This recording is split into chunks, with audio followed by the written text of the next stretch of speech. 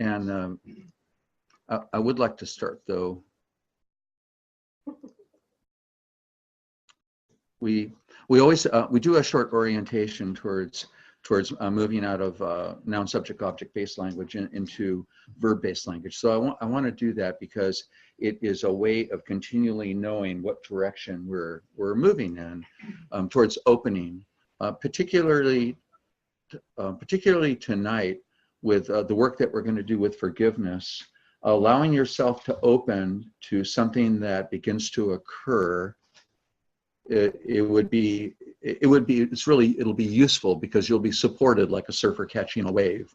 So opening to that possibility that there's an energy here that will help you. So it's your mind and your heart and your eyes that we're opening and becoming these days, more importantly than ever feral. And I think that because that core of being feral and agile is a key component of, it's the anecdote. Hey, you, it's the anecdote to domestication, and domestication is one of the real key things that we're going to be taking on. So becoming more feral, and as you become feral, you do become resourceful, you do become agile, because as feral beings, that's the nature of being feral. It's like, this isn't hard. You don't become something other, you become more what is already compromised and held back in so many ways, but available to us, and it's our work. We're always, because I'm going to be asking some questions too, I want to talk about speaking truth and beauty and wisdom and, wild poetry. But also, this is not psychology. And when it comes to forgiveness and dealing with these issues and areas where you're carrying an injury and you would like to be able to forgive the person and experiment with this process, and a lot of times I recommend starting with our mothers, because our mothers they cross that barrier from pre-verbal to verbal childhood things, some of the earliest. So something that you find there, it's like low-hanging fruit, right? You're able to get a bunch of energy, recover a bunch of energy just from that one thing. This isn't about other people hearing or voicing or vocalizing something or you being put on the spot, because it's the opposite of performance. So that space where we do end up thinking and we do end up formulating, but it's the edge of imagination and a reality a multidimensional reality that begins to happen here. That space is one where I'm not asking or expecting you to say things or talk about it or reveal anything. It's not about that. It's not about that at all. It's not performance. It's the authentic experience. Healing ourselves, our families, our friends, and the world is it's foundational. In this work, healing is becoming whole. So the healed self, it doesn't have to do with, you can be healed and still die. You know what I mean? It's like you can be healed but not cured, because healed, it means becoming whole as a being. I like to think that Rob was in that spot, because I had never ever seen or heard him happier, just happier than he was. It's sort of like he went out at the top of his happiness. Totally crazy. And for us, of course, because we can't help it, enjoying life, love, peace, and abundance. Fun is fundamental to everything that we do. It's without a doubt. If there is some serious, one time Rob and Teo was a person who thought they were kind of spiritual, kind of came to me and said, he is joking around a lot and kind of making fun of ceremonies and saying inappropriate things. And she's saying this to me,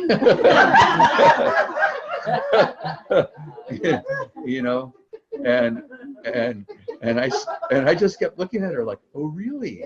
But as if I hadn't noticed, And those of you that know Rob, and Rob caught wind of this too, because you know how a group of people on a journey and say, so-and-so has kind of a problem with you doing all. So he kind of came to me and kind of concerned, am I supposed to be apologetic? And I said, the problem here, Rob, is that you're just not expressing your exuberance enough. when you restrain yourself like this, it creates a tension that I feel, and it makes me, you know, kind of unhappy. And we all want a penis.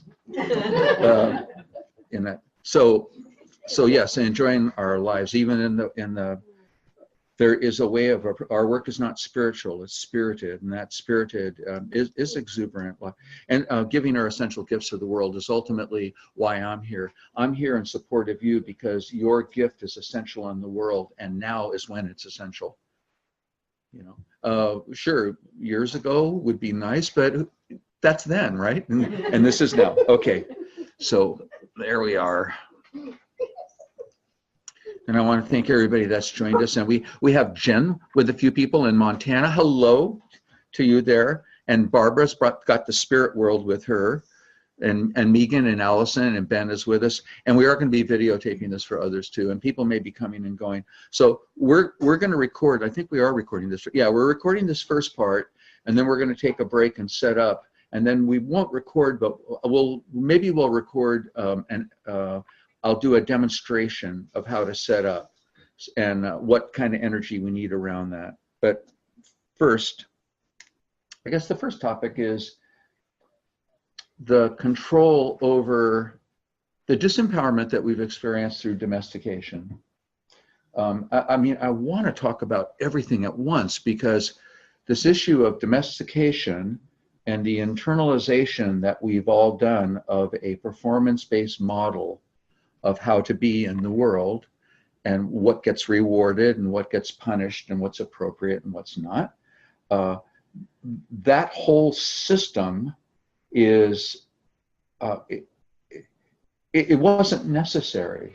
It wasn't necessary for our parents and our families to domesticate us in that way. And further, along with domestication into the carrot and the stick or punishment and reward system, is also added all the family distress, the family dysfunction, the family patterns of abuse, patterns of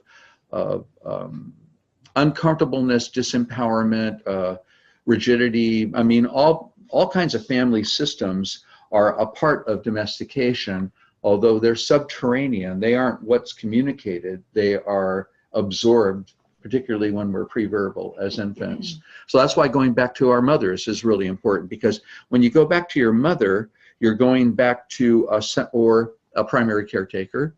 For me, it was a competition between my mother, who was a teenager, and my grandmother.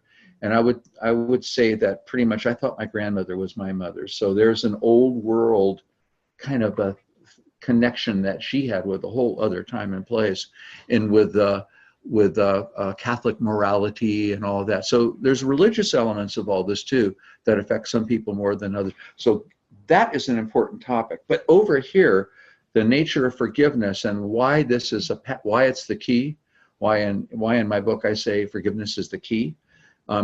It's the key because to recover our energy and allow us the energy that it takes to move from contraction, which is chronic. Domestication causes this chronic contraction, to agile openness. That energetic movement takes energy. Now, it's called technically intention. Your intention is to evolve, it's to grow, it's to reach, it's to do stuff, accomplish, be part of the solution. So intention, that word means stretching of the tendons. It means our reach. And the way I see that reach is it's an evolutionary for us movement to our own capacity to move, to stretch, to move. But it takes a certain amount of energy to overcome inertia. Sometimes it happens for us. Sometimes the sun sets and your mind is blown when you look at it sideways, and you're saying, oh my God, what is that? And when there's a green flash. Sometimes when you play with a puppy or a creature or a baby, sometimes it happens even occasionally that you engage with your beloved and suddenly you're in this other dimension. There's times when we move into a realm of beauty and fluidity. We all have this experience, but we don't live or act from that place. We visit it. And the weird thing about our work is that the necessity is for us to move out of the performance-based paradigm and from doing and thinking that we're going to do things that fix our planet over to another way of being. And it seems baffling that by being, we would be the solution to the distress on our planet. But the same thing is true for jaguars and for every other creature. The wolves, remember the video of the wolves of Yosemite? It wasn't what they did, it was that they were wolves. And they're finding the same tropic cascade function in our oceans with whales. And everywhere and in the North Atlantic, they actually found that there was a top fish, some sort of cod, that held that function. They were the wolves of the ocean. I know, and we are very much for our planet. We're in that position. So it's a difficult thing to describe, this movement that we will make. Although if I translate it to something like a song, the purpose of a song is not to get to the end. That's not why a song exists. If it did, it would be a race to the end, and every song would be like 30 seconds long. It's done. All you need is love. So it is the temporary, yes, it's our experience of life is ephemeral. Things can change in an instant. We keep getting evidence of that. Even, gosh, all the poor people here in Sonoma County whose homes are, along the Russian River. It's devastating to have everything. And we have fires, we have rain. It's like, these are end times, this is the Bible or something that's happening. It's crazy. It's the flooding that we've had here. But backing up to this thing about performance and purpose, we instinctively know that we have a purpose, but it's not in the realm of performance and doing, but we live in that realm. So how do you extricate yourself from that? Well, one of the things that we've done so far is that we've begun to look, where's the hitches in my giddy up? Where are the guards at the gates of my perception? Where is it that something about what I believe prevents me from doing that because everybody else sees incredible, beautiful things, and I, those kinds of things, all the limiting self-talk or physical limiting self-talk. I would be perfect except for the 9,000 things that are wrong with me, starting with this and that and this and that, and the inability to look in a mirror because it's sort of like, oh, I just don't want to see all of that. Negative self-talk is the realm that works in. So, or our desire to control things, which restricts our ability to flow in our attempt to keep everything the way they are, which that rigidity itself causes increased distress. I mean, the idea that by going with flow, we are going to relinquish control and just be hurled willy-nilly out into random circumstances and stuff. That's also, these are places where we have beliefs about what flow even is. One of my suggestions is we begin to look at synchronicities. You look at something that begins to occur and find some little tiny things that begin giving you hints of connectedness, where the dots connect. And as you begin to see those, you begin finding where that flow is. And you realize things are flowing, but you're a participant. Going like stalling and stopping and trying to control it's not going to help, but also it's not a surrender. It's an acceptance of flow and change and going with it. We saw that with Shannon, who is Rob's partner. This was obviously an awful outcome for her, and she was with him when he had this event, whatever the mystery was, and kept giving him mouth-to-mouth recitation. Then they came and got him, and then they took him to the hospital with, so all this crazy stuff that she did not want to flow with at all. But at the same time, this thing about Robin, who he is, this movement to some sort of like cosmic, there was something about it that made sense to her as well. And besides that, it was happening. You know what I mean? It was not like she could say, this is not happening, stop, stop, stop. No, she didn't. She really didn't have a choice. Whereas on smaller events, like, do you want to go in the water? No, it's too cold. Oh, come on. You know, we think we have choice about stuff like that. Or in the realm of spirit, where a lot of us have internalized spiritual beliefs that are comforting, and they're designed to comfort us. They're part of domestication. They're part of a compliance system that's designed to make you realize that you are deficient, injured, damaged, that you have original sin, or some variation on that, that you're not, that God is big and huge and superior and judgmental. And what is it? The words of fear, you know, fear thy God and all that kind of stuff. And that's why you love him so much, you know, because he's so frightening. Yeah, these he knows everything. He sees everything that's happening. He sees you when you're peeing. Right. Yeah, all this kind of these systems that are co-options. Kind of reminds me of altars in Nepal. I had the good fortune to go a lot because I knew all the I knew musicians, so they would take me to these different special places, and you'd see here was originally an altar, and it was encrusted with like candles, and then a metal frame for more candles, and then Buddha images behind that, and then wires across it so they could hang things on it, and the thing was so calcified with sacred imagery that there was no longer a portal there, and no longer was a temple. It was a pretend. It was a pretense. I know. So that's why our focus on living altars, where an altar is something that you create and do in just a moment, like ours here, where you notice the lurking of chili peppers, and there's like a bell to the north and water to the east, and Lucy, I think, is over there. Lucy's over in the south. Yeah.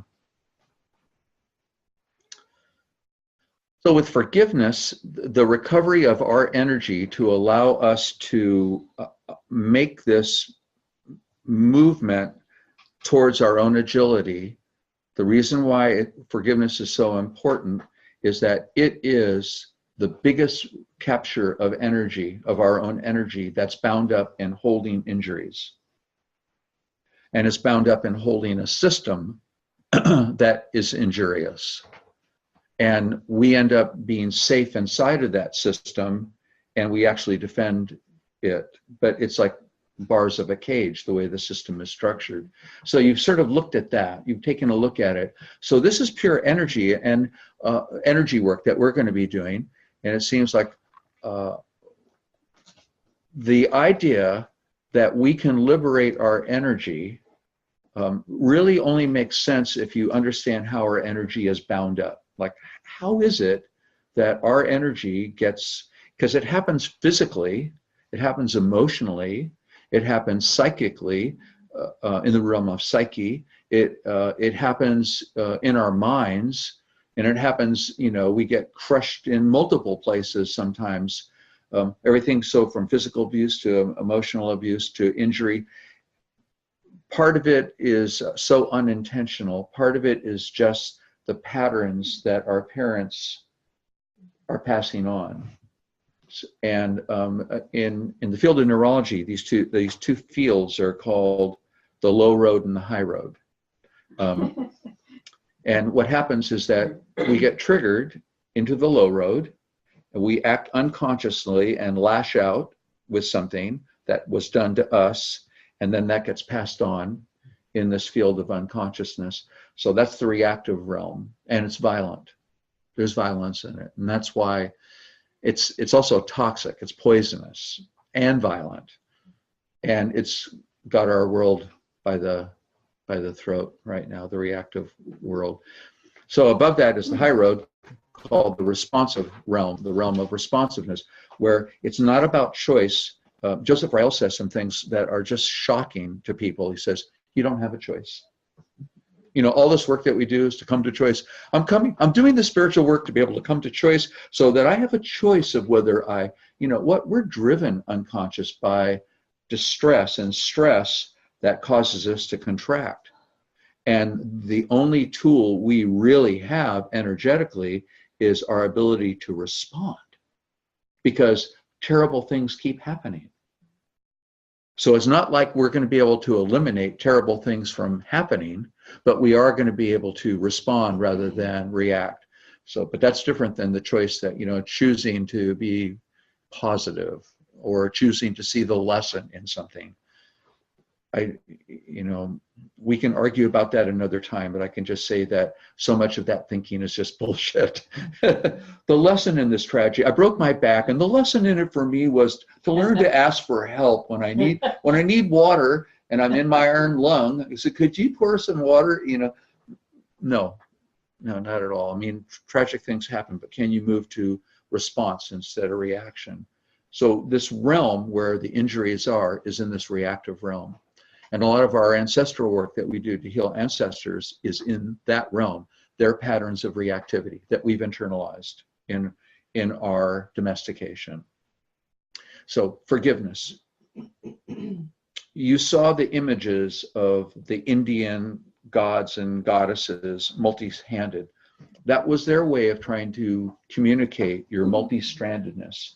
You're a light-based being, and you have multiple ways of connecting with the world in your multidimensionality.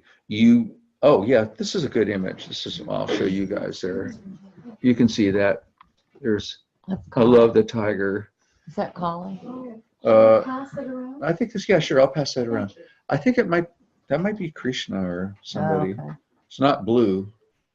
If I ever get a tattoo, you guys will know it because I'll be completely light blue. No. I know. That's why I've held off. Some of it I can imagine going pretty easily. Some not so. If you get down deep enough in the ocean, you'll be that color. Oh, thank you. So what you're seeing in all these hands is an image of what you look like, because artists and seers have tried to communicate what this field is.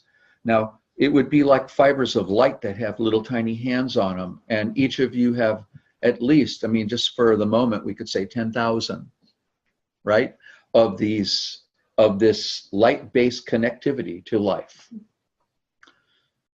I mean, if rabbits have it, and all mammals have it, Lucy has it, you can see everything. This is a quantum physics field where there are no objects. Objects is a function of our language. There's only fields of energy.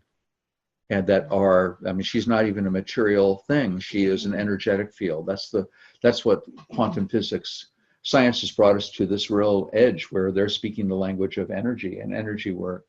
So you have these hands, and what these hands have done when an injury is incoming is intercepted it, because especially pre-verbally, if we allow an injury or a hard look or something that seems very important at the time, because we're in no time. Everything is like something that happens is cosmic over and over and over and over again. So something injurious will come in and we intercept it. This is a natural defensive protective behavior. We all do it. It's as natural as if somebody were to throw something at you, you would either catch it or try to deflect it. It's just like innate. It's not just a reaction. It's a survival mechanism. It's a really deep. So we intercept the injury, because if we were to allow it to come into our body and hit us, it would break our hearts and we would die. Now, this is called failure to thrive in some cases, but also it's like, abuse. Abuse can kill you. when you're an infant. John Bowlby, who did the work, that's the foundation for attachment theory, which is like a commonly accepted neurological field now, that we limbically adopt the strategies of our parents, particularly our mother, and form a type of an attachment to her based on her strategies. Most of them are, as you kind of know from looking at Enlightenment is Easy, that chapter in my book. What you see is that most strategies are some form of disassociation, like an attempt to move away from pain and from discomfort by departing from it. This is the path in psychology of multiple personalities, you know, that if it's too much pain for one little child to take, that child abandons ship and is still alive, but forms another little compartmentalizing. The person who's done the most beautiful, elegant work in this area, though, is not a neurologist. It was Moshe Feldenkrais. Mm-hmm. And what he saw that we do is that when an injury happens, we splint the area. The splinting is taking our own fabric of our light-based body and holding off the injury, holding it. The problem is that after we heal physically, we're still holding the injury. And so there's a lot of habitual things that happen in our bodies, old people walking with certain kinds of limps and things because they're holding on. So this is called splinting, and we do it physically, emotionally, psychically, and mentally. That's one way of describing. We intercept and hold on with one of our hands. So you have taken something that essentially is toxic, but maybe handed me a couple of those chili peppers, because this is why we use them. Thank you. Now, every metaphor has its limits, and I happen to be a fan of salsa. So, but I doubt that I was a fan of salsa when I was 9 months old or 10 months old. And if somebody had said, "You're hungry, eat this," I mean, even now I can smell them and go like, you know, these are, I had a friend once at a big gathering that we had with Jorge at my house. There was like 60 people in my backyard, and he thought it would be funny to take some chili peppers and throw it on the fire. And we were in this big circle. He just thought, oh, I'll just burn some of them. So there was a people running, people in the bathroom splashing water on their face. It's like, you know, yes, these are toxic. These are incredibly. So here comes something that to me is toxic, headed for my heart, threatening my survival. And with one of my hands, I intercept it and encapsulate it or splint it. There's a lot. This is what happens. So the good news is that I don't die, but these injuries can be things as subtle as being blamed for something that you didn't do, and you protest, but you're told you are a bad girl. This is exactly the thing that you did before, but I didn't do it. You know, this injury, to this threat to who you are, is encapsulated. But it's also it's all kinds of slights. It's in the realm of words. It ends up being almost black magic. It ends up being curses when you're told, you are bad, shut up, you're giving me a head, that kind of thing, or go to your room, or, you know, there's a whole number of things that punishment along with some verbal thing, we encapsulate it to defend and protect ourselves. So now this is toxic to me, but where it came from, it's part of the unconscious, unprocessed material of someone else's life. Maybe they got injured when they were a child. Mom got injured, and so she's passing on the injury.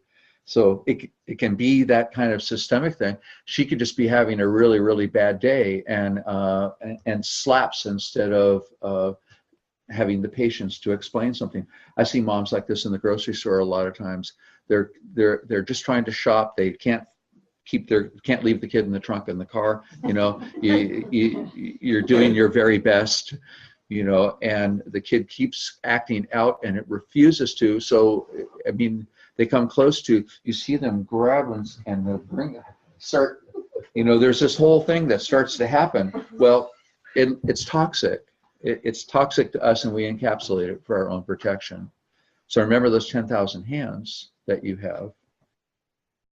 If 8,000 of them, 8,500 of them are holding a lifetime of injuries, and a big group of them are from early childhood, when the only response we have isn't to say, like when you're 13 or 14 and you start saying, "You're stupid," you know, or, well, no, you do that at 3, right? So what is it that you go, "Fuck you, I'm not doing what you say." You know, we begin to argue at a certain point. We begin to defend ourselves. So a lot of the stuff is early, but what I notice is that we tend to accumulate injuries in patterns. In other words, we have an area that's vulnerable, and so when somebody pokes at that area, we are incredibly defensive and responsive to it because it hurts, because we're compromised there. Some people have parents that know exactly, or one parent who knows exactly where that injury is, and they poke it.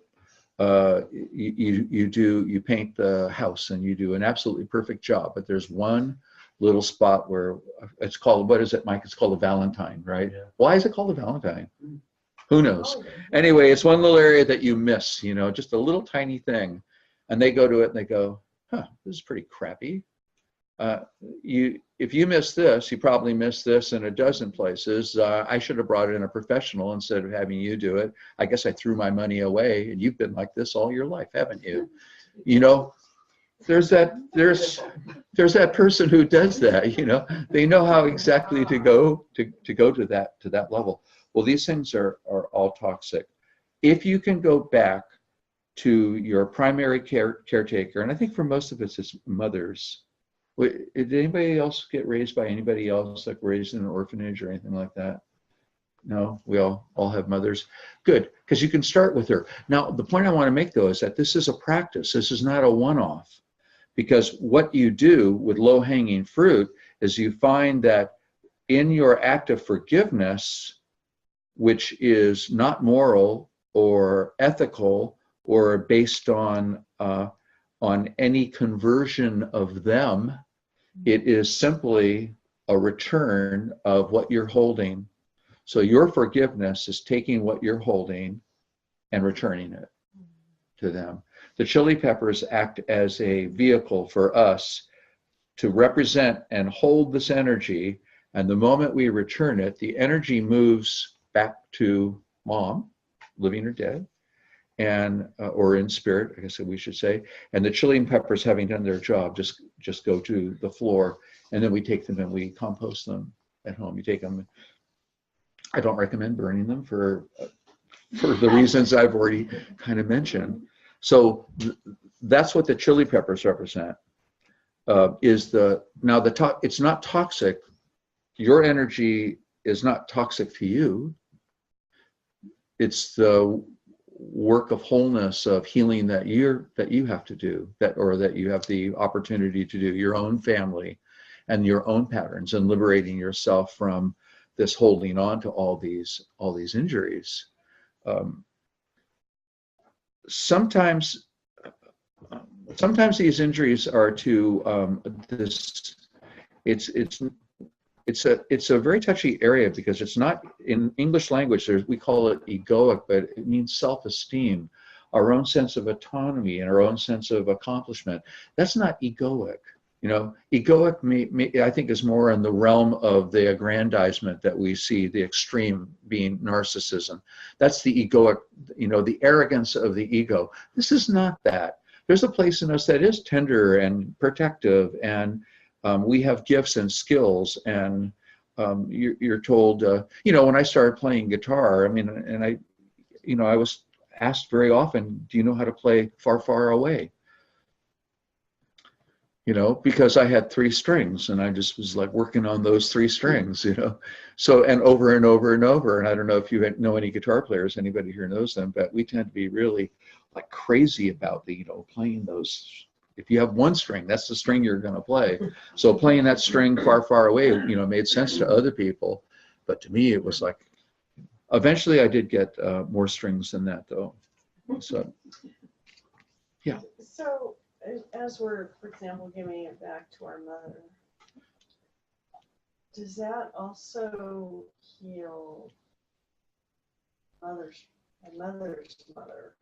And does it go back? It can, yes. Yes. And I'm not even sure why that's important. It is important because healing your lineage, healing your ancestors is a great gift.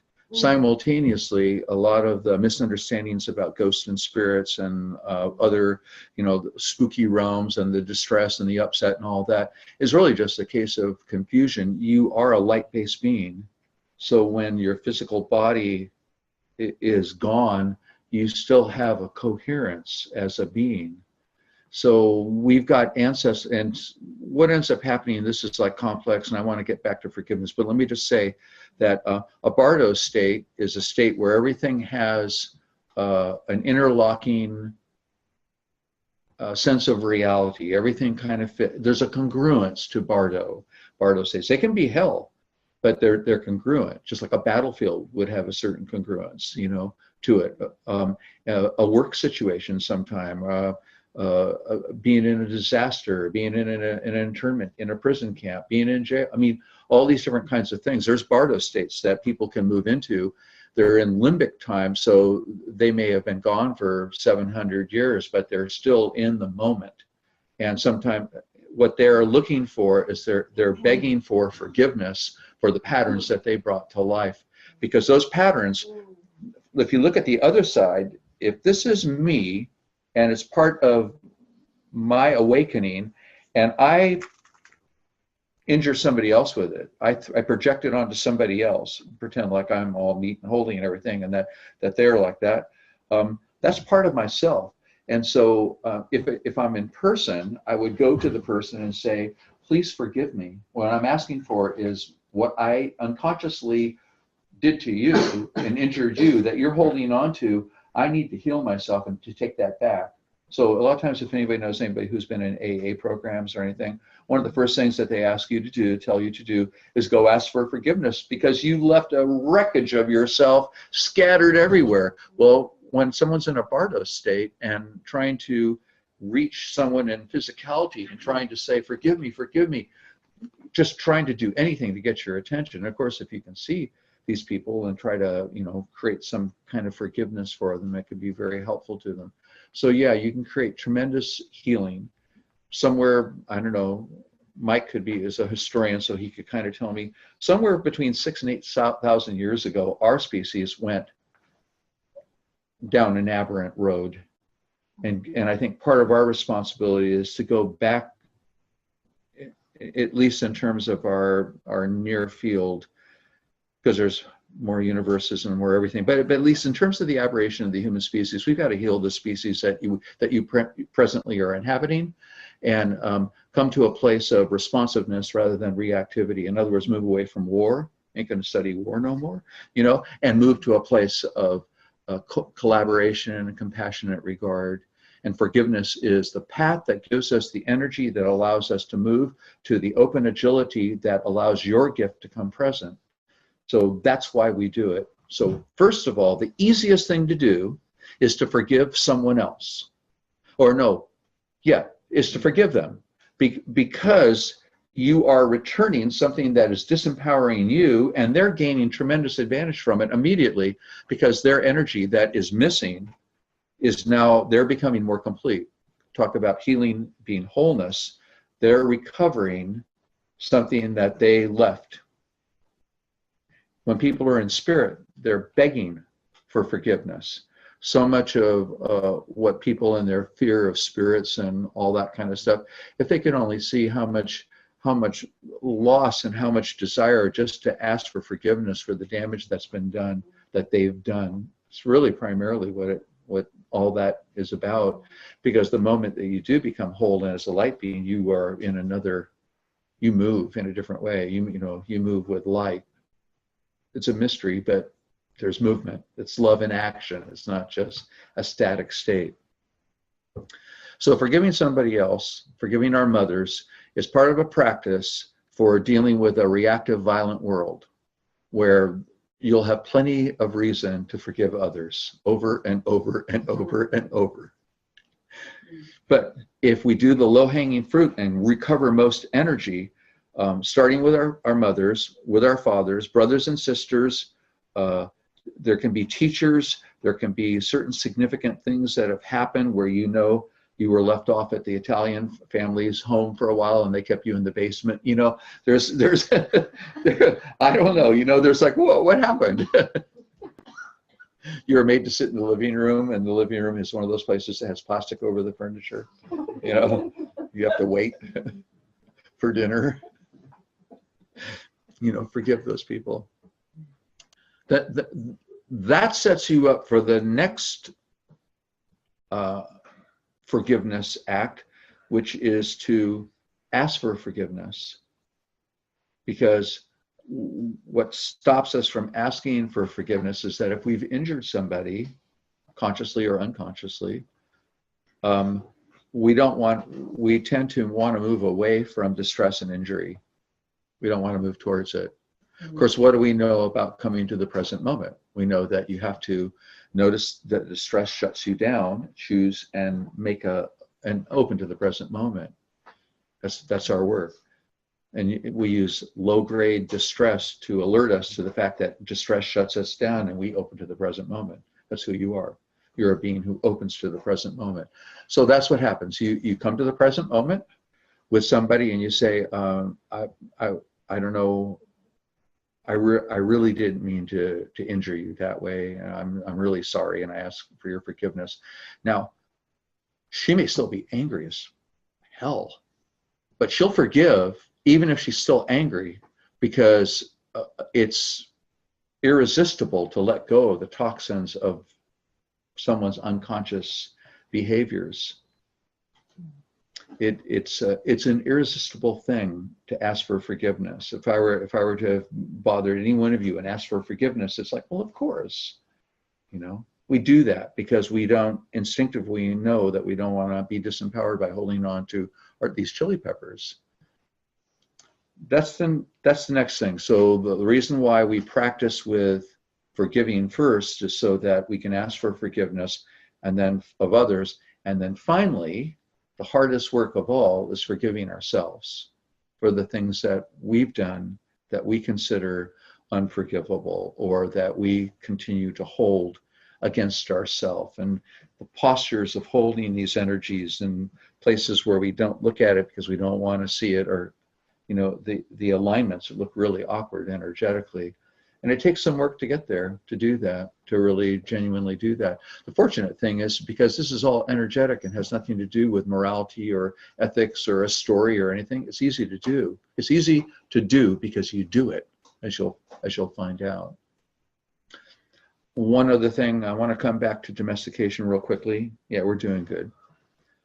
But I want to say that people have looked at that realm of forgiving yourself, and Don Miguel Ruiz being one of the people who brought forward a really ancient tradition of looking at that transition between reactivity and responsiveness.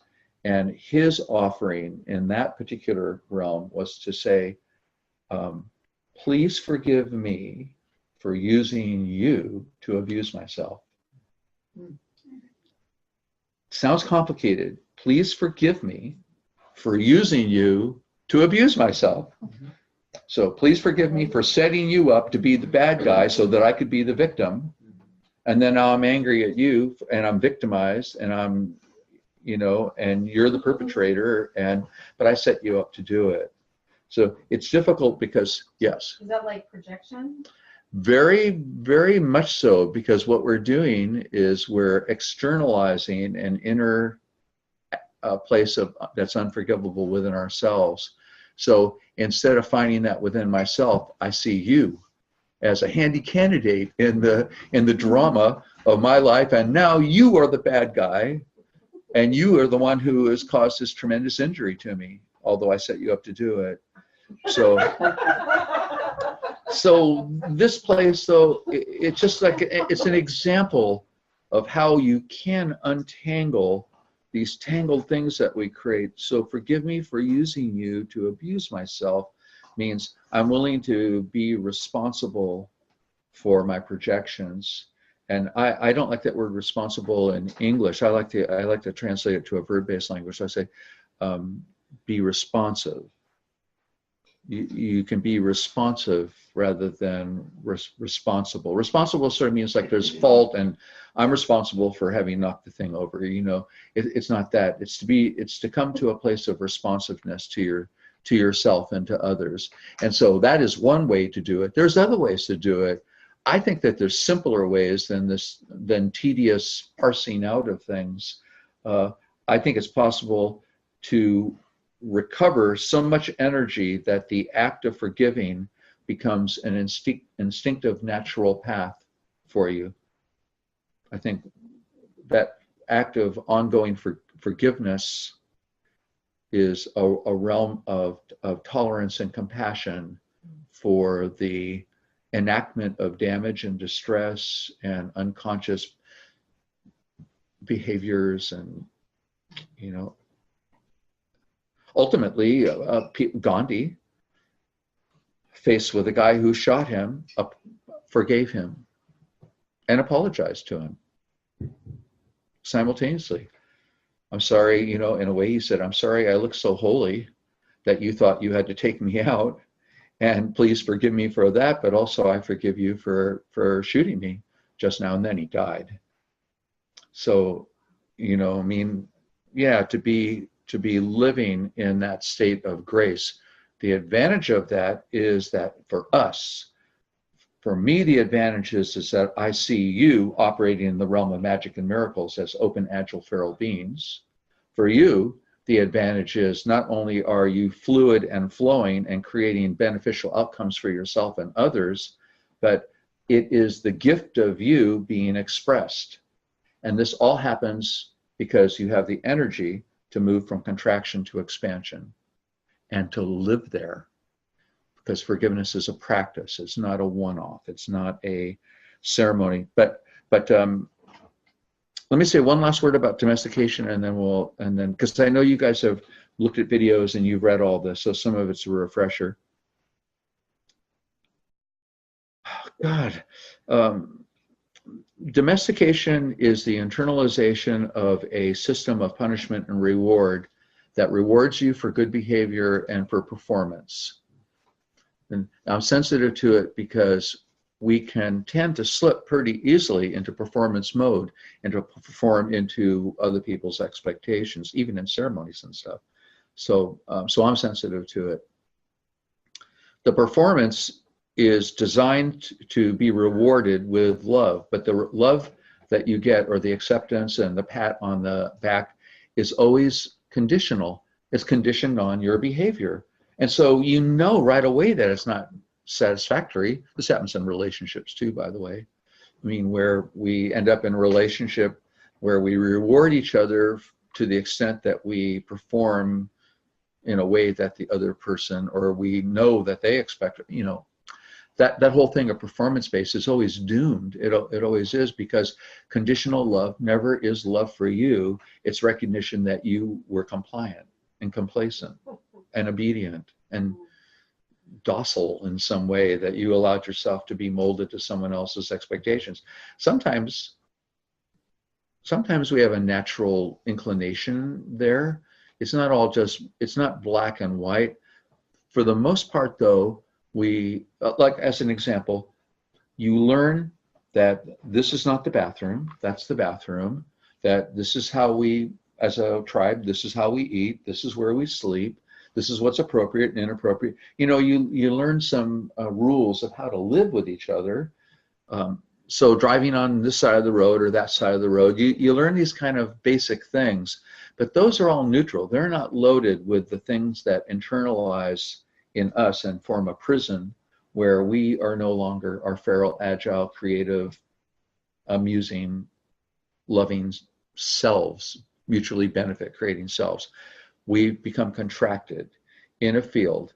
And the discouraging thing about conditional love is that it hurts because you're only loved if you behave. And when you don't, you're punished.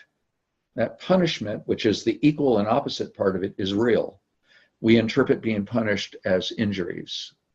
So there are a number of whaps and slaps and hard words and things that are shocks to our system because they're punishment for not behaving.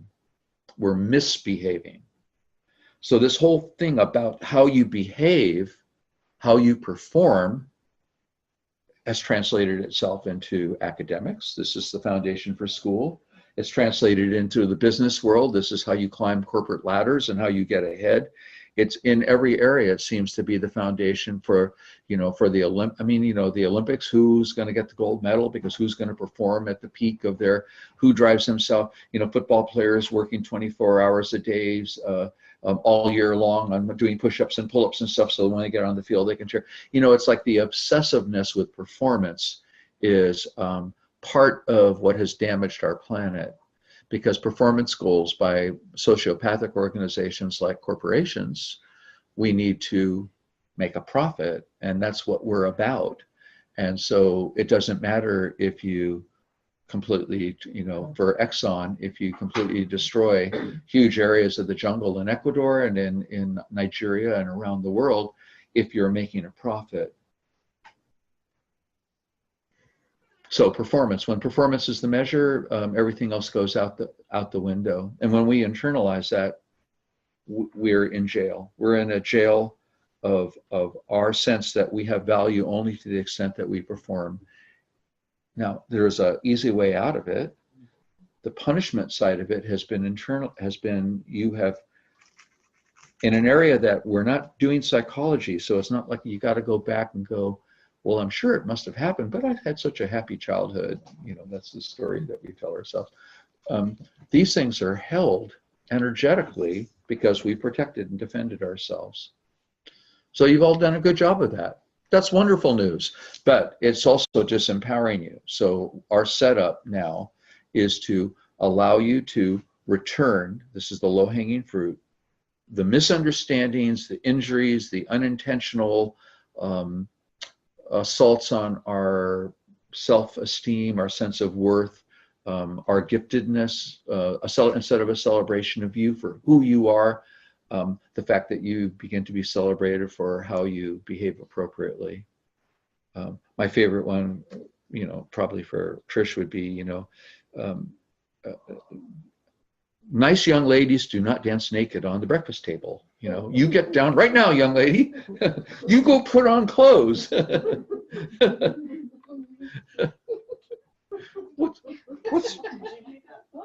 What's wrong with this? Wait a minute. You dance naked on the piano? No, with clothes on. Oh, with clothes on. Okay. Yeah, no, these things are held in an area, fortunately, where because they are part of our energetic contraction, just the act of doing it releases the energy, and you begin to have more energy that dedicates itself immediately to more opening. So that's why forgiveness is a practice. It ends up being something that you do. Okay, so we're going to take a break. Well, first of all, are there any questions? Are there any questions here? And if there are some questions, maybe use your chat thing there if you've got a question, and if you say, yeah, I've got something I'd like to find out. Yes.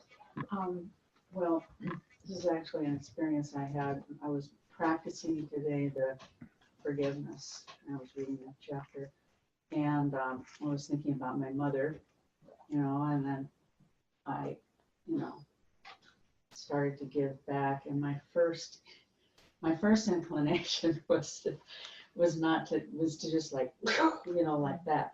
And then I said, no, wait a second, I don't want to do it that way. I just want to just take it and give it back to her. But that was my first inclination. And then I had to think about it, and say, no, do it this way. And then I took back, what was mine. Yeah. And it was just an interesting observation. Yeah, so this was, for you guys out there, this is Nisa. She had an observation that when she was like working with forgiveness with her mother and starting to feel into it, she wanted to just like return it, like, get it out of here, like and then she realized that she could just give it back. what I like about that is that we tend to dramatize our stories, and this is the same realm of suffering. We create a story that removes us from the actual flow of energy. The old Kalawayas that I spoke to, that I learned a lot from, their way of saying this was, first of all, energy moves. Then you make up a story about the energy moving. Then you believe the story, and now you're 3 removed, and then you make up stories about the stories, and now suddenly you're so removed from the actual energy movement that you can't get back there because you're enmeshed in the story. So rather than being enmeshed of the story or adding the drama to the injuries that we've had, and unfortunately sometimes this stuff is, I mean, it's with things like sexual abuse and physical abuse and some of the damages that happen to people, those stories are protective. They're there for a reason. They're not there just because of dramatic enhancement. You know, they're there as a way of staying away from the energy. But from us, from our point of view, that contraction is something that we can let go of in a very gentle way. And that's why we use the chili peppers. Now, one final thing about the chili peppers is that they're doing a service to us. I asked for volunteers and they all volunteered. So we're going to use a small amount of them each.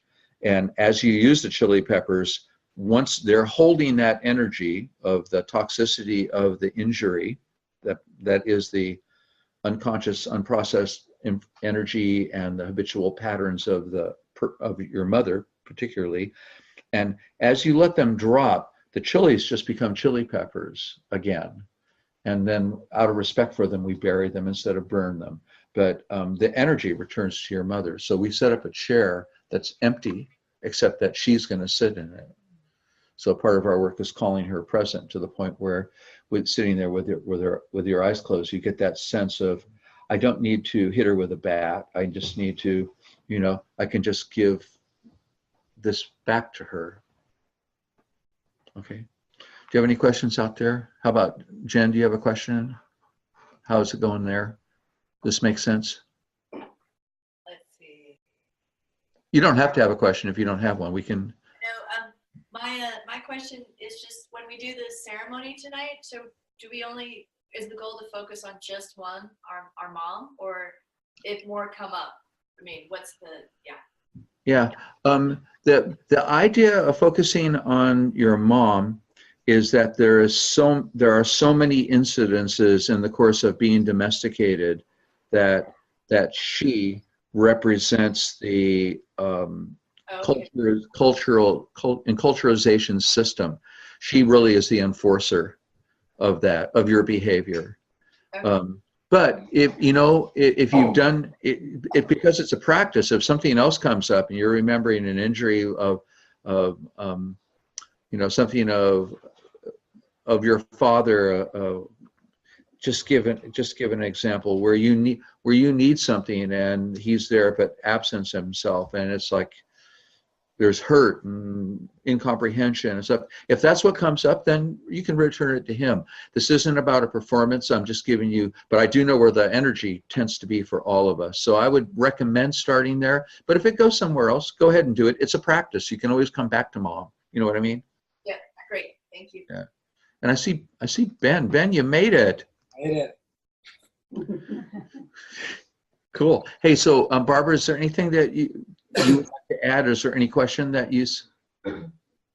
Yeah, there is a question. I'm not sure how to formulate it, but going back to the topic of when you were talking about Domingo Ruiz and the idea of asking forgiveness from somebody because I had you be the one to play out my, engage them in being the bully or the whatever that is. Yeah. Yeah. So yeah, I know it's a big one actually. It's Yeah, it is. That's why we save it for. That's why we do this work of forgiving first, then asking for forgiveness from others, right. And then that is a big realm. Oddly enough, though, some good news, Barbara, is that more energy is in the repeated patterns of injuries from our childhood than is in these things where we end up projecting on somebody that they're the bad guy, and then we end up living a drama in our lives. I mean, those things are compelling, but there's less energy there than that's held in this enormous field that we would call unconscious. Got it. Yeah. Yeah. So So sometimes it's high fruit. It's important. It's like the high fruit on the tree, and we're going to have to go up and get it. But for right now, it's so much easier to work in this other realm. And then as you just develop a skill there, then you begin to realize, gosh, this isn't about ethics or morality or him being bad or her being bad or me being wrong or me projecting or all that. It really is just about what's my goal here. It's to be energetic and agile and vibrant, and to use this energy instead of dedicate it to places where it's entangled, to bring it into free flow in my own life.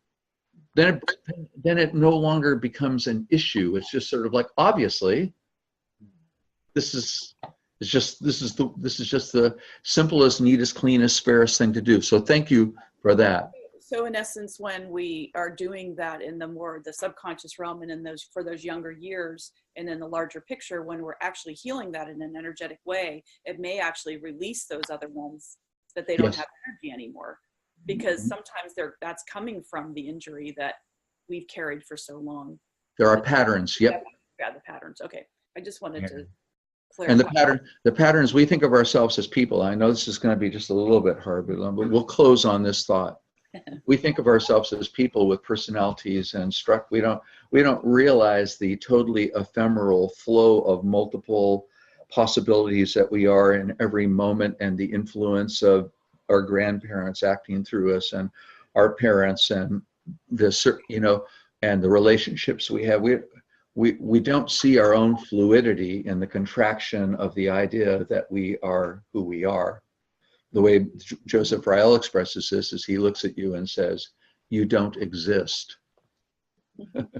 and it's a mystical thought, but all it really means, it's like an analog to this is the customer is always right. Well, the concluding thought to that's only one half of it. The customer is always right in their own mind. You don't exist the way you think you exist. You're an incredible, vibrant waterfall of multidimensionality and giftedness that is contracted and moving